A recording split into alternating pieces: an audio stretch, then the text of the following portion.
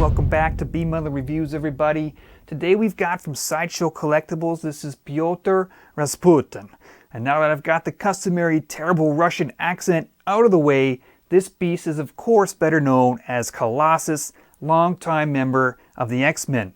Now I got a chance to see this statue last summer at San Diego Comic-Con, and I have to say I was really pleasantly surprised by it, but I did not pre-order it at the time. I waited until it was released for one particular reason. So what was that? And is this statue worth picking up for your collection? Well, find out in the review next.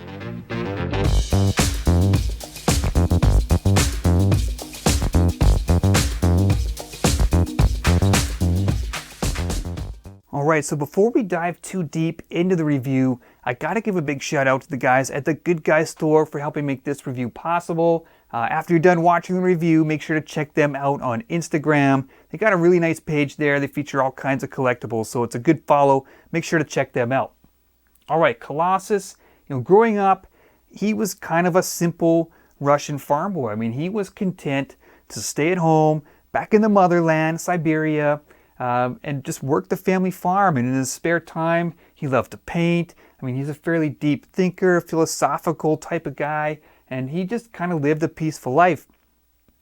That is until Professor X showed up and ruined everything by recruiting him to the X-Men. And this, of course, happened back in Giant Size X-Men #1 that came out in 1975. And, this isn't really earth-shattering news, but that issue really changed the landscape for the series. And even though it came out before I was born, I really looked to that issue as kind of crafting the X-Men team that I know and still love today. It was a major roster expansion that hadn't really happened before. It added 3 of my personal top 5 favorite characters to the team. I mean, we're talking Wolverine, Nightcrawler, and Colossus. And on top of that, of course, he added Storm, who's an essential member, and Banshee joined the team, Thunderbird, and Sunfire as well. So, I mean, this is a lot of new characters.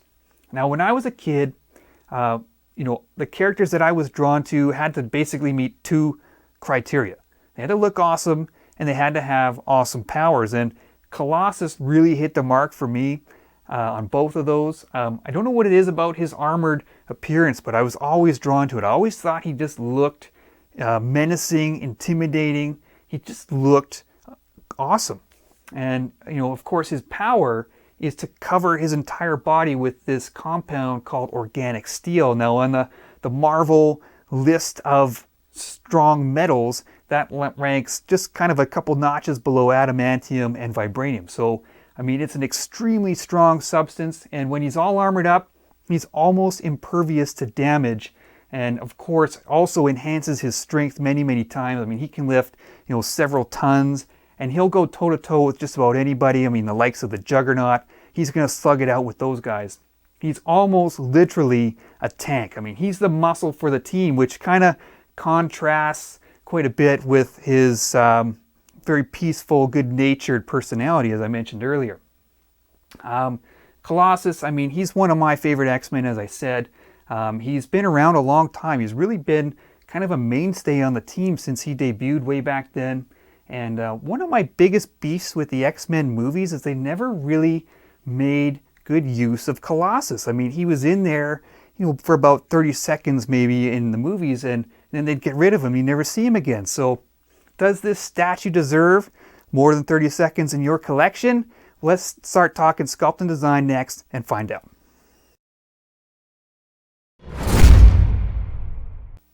Alright, let's start off and look at the design of the statue, and we'll start with the base. Sideshow's new wave of X-Men have kind of been split into a few different environments. You've got the snow wilderness scene, you've got the Sentinel scene, and then you've got the Danger Room scene here, which also includes Rogue and Gambit and the Juggernaut. And the Danger Room, of course, is the secret high-tech training facility of the X-Men. You can see this giant spiked ball under his foot, which he's just kind of crushing like it's a tin can or something.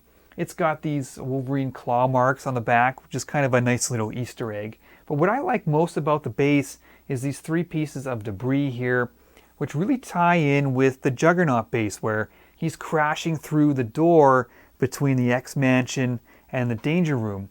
And these three pieces form or match closely the door frame from that Juggernaut base. So it really helps tie Colossus in with that scene and helps tell a story. So that's what I really like about this base.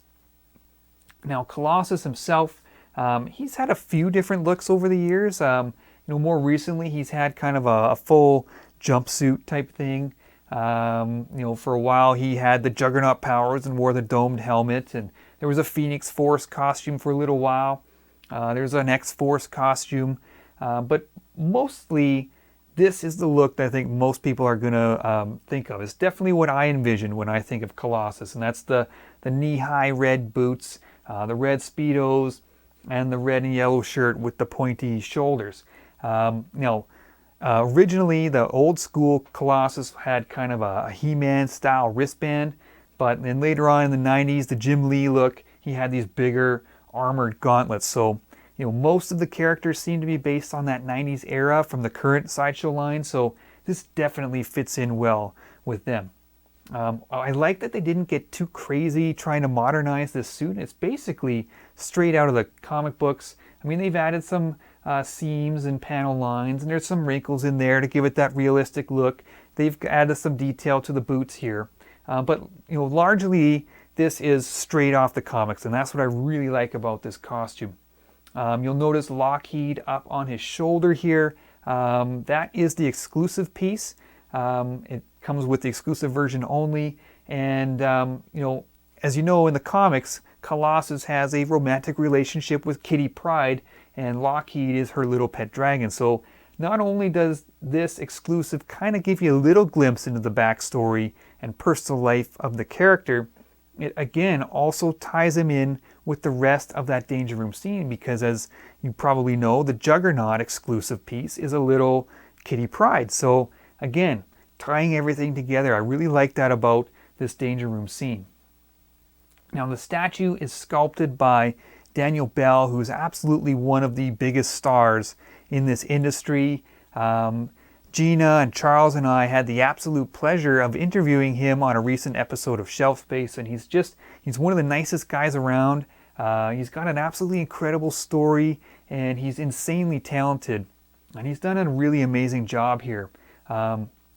If you could nitpick one thing about this statue, you might say he's maybe a little bit too beefy. In the comics he's maybe a little bit more tall and slender, but Daniel's got this way of making the proportions look right, and I think they look good here.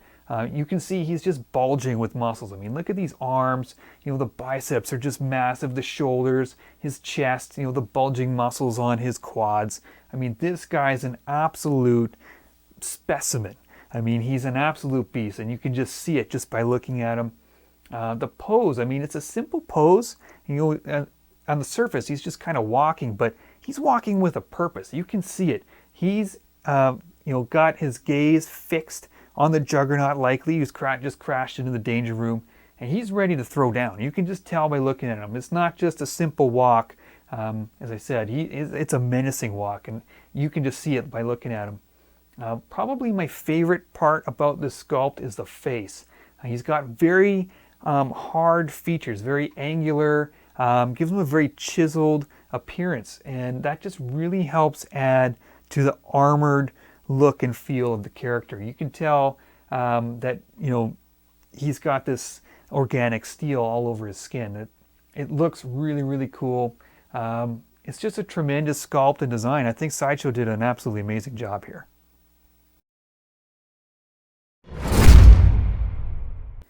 Alright, so we're going to move on. We're going to talk a little bit about the paint here. If you take a look at the base, you're going to see these sort of glowing neon blue lines all over the base. And the Danger Room in the comics is sort of represented as this computer program almost. It's like a three-dimensional grid sometimes. I think that's sort of the look that they're going for there. There's nothing too exciting about the paint on the base, but it looks good. Moving on to Colossus, I really like the colors they chose for his costume. You can see it's a bit of a deeper, darker red, almost a burgundy that they used on most of it. It's a matte finish on the boots and the shirt, but you can notice the belt and the forearm gauntlets have more of a shiny metallic look to them. I really like the gold accents. I think they've given that just enough to sort of break up the other colors and give it sort of a more exciting, eye-catching appearance. But I mentioned off the top of the review that I was waiting on one particular thing before I bought the statue, and that was the skin. I wanted to see how the paint on the armored parts of his skin was going to turn out. Sometimes metallic finishes can come out looking really flat, and I also didn't want too much of a heavily chromed look either.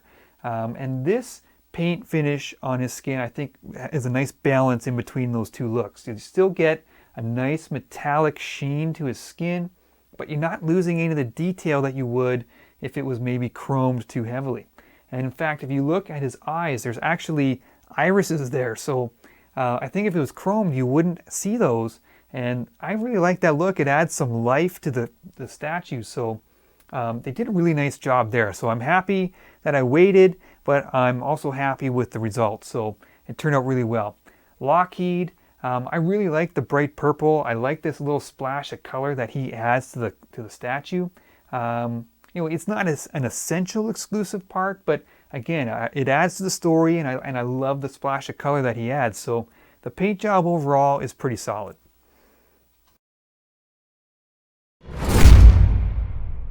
Okay, production and build quality, and there's really not a lot I can tell you here. It's a nice quality production from Sideshow.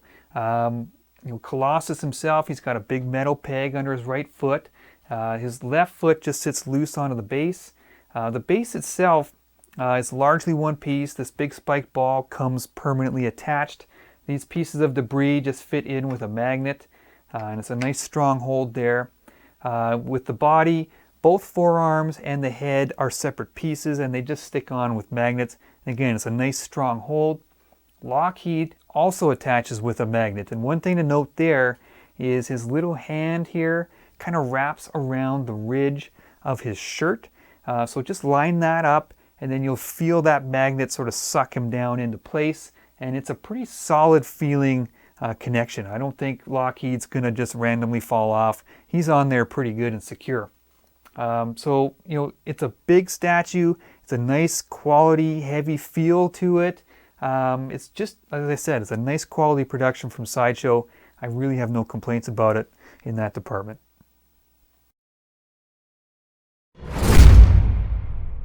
All right, it's time to wrap up this review here. Colossus from Sideshow Collectibles. And just before we do, I got to give one more shout out to the Good Guys store for helping out with this review. So just make sure to give them a look on Instagram. All right, Colossus, as I mentioned earlier in the review, is one of my most favorite X-Men characters. So I was really looking forward to see how this piece was going to turn out. And I'm really happy to say I think it turned out great on pretty much every front. The design-wise, I like how they've tied him in with the other characters in that Danger Room scene, especially the Juggernaut with these pieces of debris here. If you're lucky enough to get the exclusive, I really like the Lockheed here on his shoulder. It adds a little splash of color to the piece, but also ties him in with the Kitty Pryde from the Juggernaut and just gives you a little bit of backstory to the character as well. You know, paint, I think, turned out fantastic. I like the colors on the suit. I think the metallic sheen and finishing on his skin turned out very, very well. Sculpt-wise, I mean, it's a Daniel Bell piece. There's almost not enough good things to say about that guy. All his projects seem to turn out amazing. I mean, you look at this Colossus, I mean, he's big, he's menacing, he's imposing. He's got tremendous anatomy.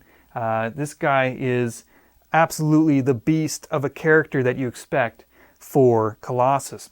I think the statue turned out very, very well. Really, as I said, no complaints from me. It's a solid addition to any X-Men collection, so keep an eye out for this piece here. I hope you guys enjoyed the review. Stay tuned to the channel. As always, there's always going to be more coming, and we'll talk to you guys soon.